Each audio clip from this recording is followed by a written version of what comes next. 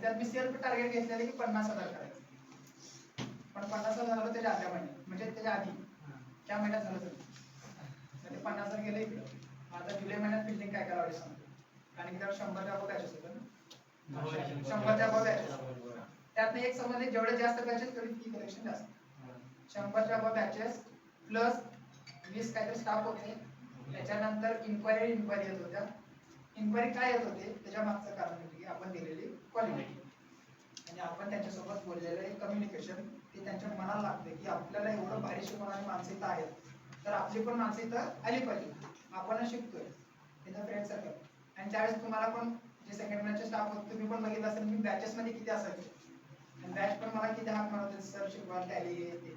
या बॅचेस सोबत तुम्ही जेवढं जास्त कनेक्ट होणार तेवढं तुमचं कोणताही बिझनेस, उदाहरणार्थ बॅचेस म्हणण्यापेक्षा कस्टमरचं मन जिंकण्यासाठी तुम्हाला पहिला त्यांना त्यांच्याशी संवाद करावा लागतो.